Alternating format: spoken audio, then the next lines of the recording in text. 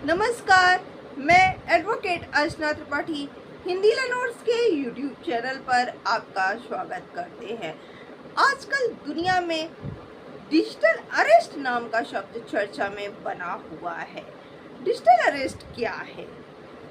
तो आपको बता दें, ये कानून का कोई ऐसा शब्द नहीं है, ये एक ठगी का शिकार है। यानी कि ठगी जो है वह डिजिटल अरेस्ट है।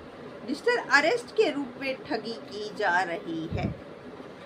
इसमें क्या होता है, किसी व्यक्ति को ऑनलाइन माध्यम से डराया जाता है और उसे सरकारी एजेंसी के माध्यम से अरेस्ट किया जाता है। ऐसा कहा जाता है कि सरकारी एजेंसी ने आपको अरेस्ट कर लिया है, या तो उसे पेनाल्टी देना होगा या जुर्माना देना होगा, और इस तरीके से उसे डिजिटल अरेस्ट किया जाता है।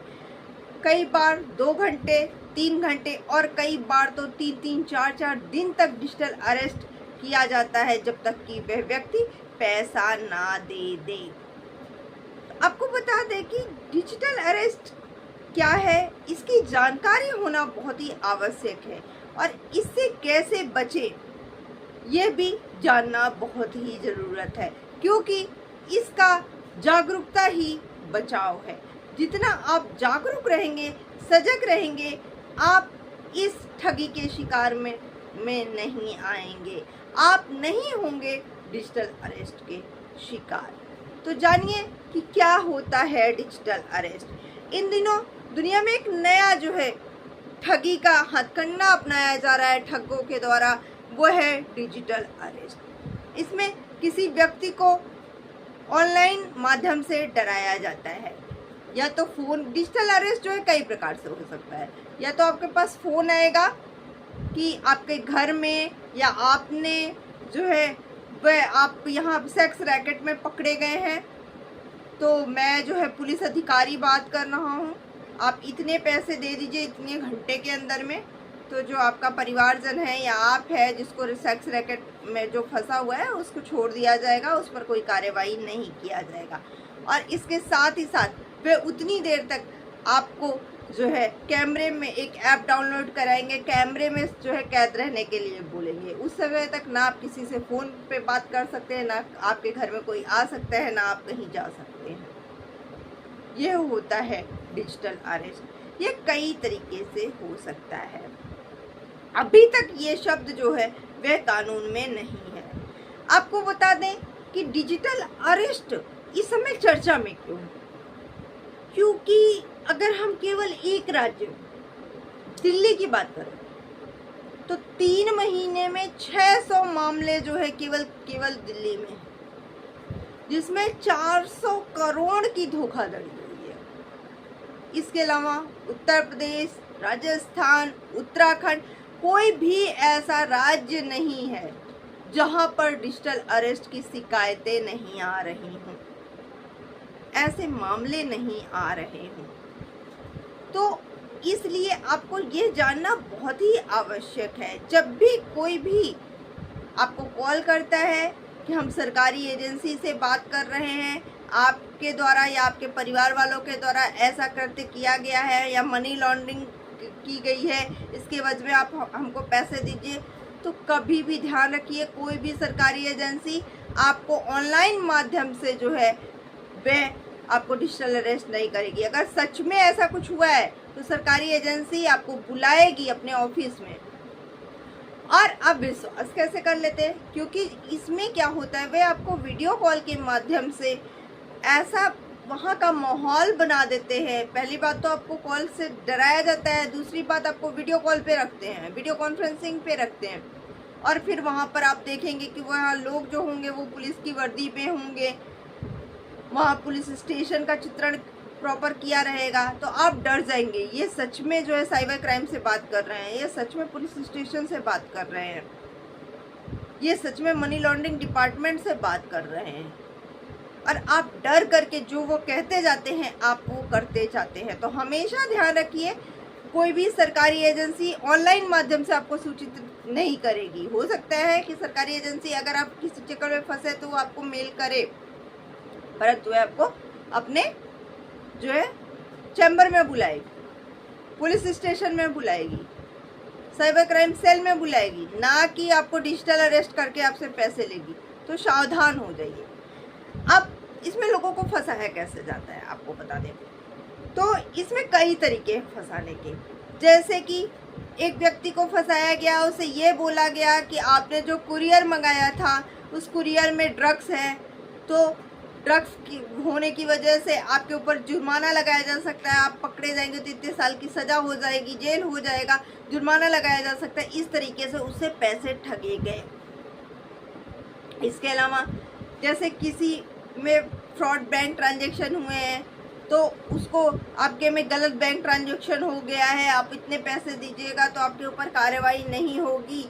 या फिर मैं मनी लॉन्ड्रिंग डिपार्टमेंट से बोल रहा हूँ, आपने मनी लॉन्ड्रिंग की है और इतनी पेनाल्टी आपके ऊपर लगती है, अगर आप जो है इतने रुपए दे देंगे तो आपके ऊपर इतनी पेनाल्टी नहीं लगेगी।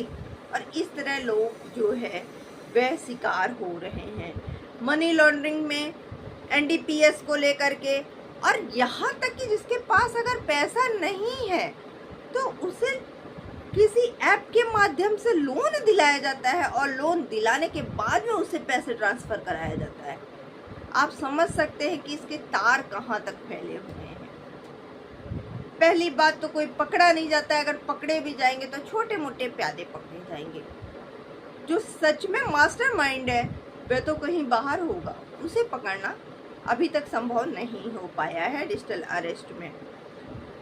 कई बार ये 2 से 3 दिन तक डिजिटल अरेस्ट पे रखा जाता है। अब ये होता क्यों है? आप देखते हैं कि गैर कानूनी तरीके से लोग डाटा इकट्ठा कर लेते हैं, चाहे वह फोन एजेंसियों के माध्यम से है, गेम एजेंसियों के माध्यम से। अगर आज के समय में आप कुछ भी करने जा रहे हो, आपका पूरा डिटेल ले लेगा।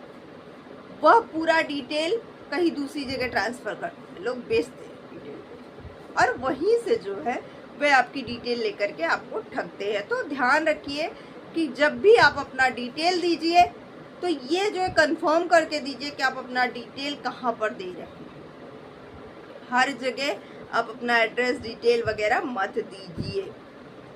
दूसरी बात जो मैंने बोली कि सरकारी एजेंसी जब भी आपसे कोई पूछताछ करेगी, ऑनलाइन पूछताछ नहीं करेगी, आपको अपने रजिस्टर्ड ऑफिस में बुलाएगी।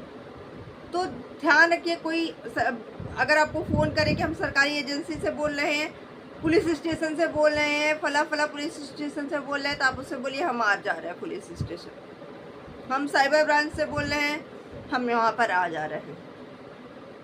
इस तरीके से आप उनके शिकार मत बनिए, ऑनलाइन उनसे कोई बात ही मत कीजिए।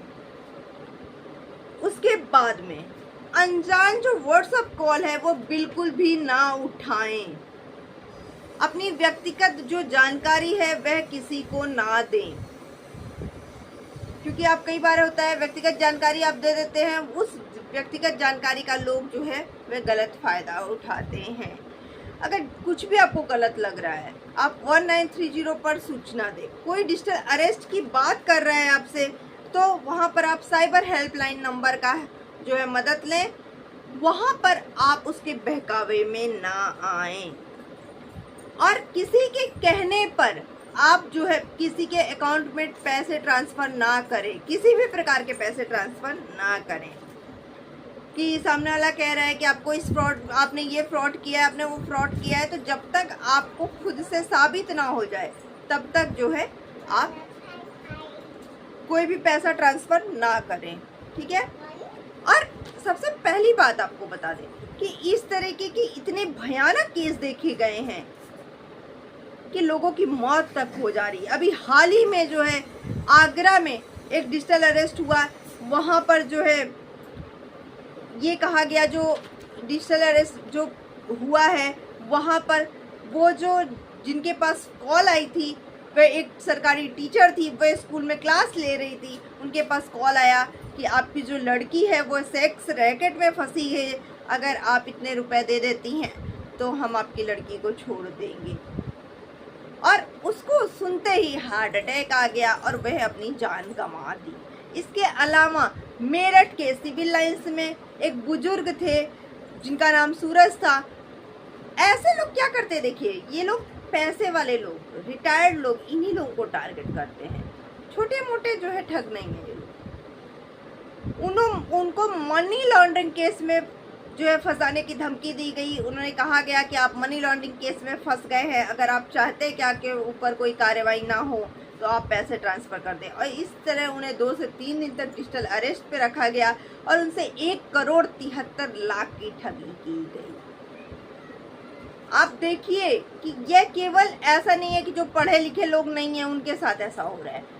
राम मनोहर लोहिया की डेंटिस्ट जो है डॉक्टर रूबी थॉमस,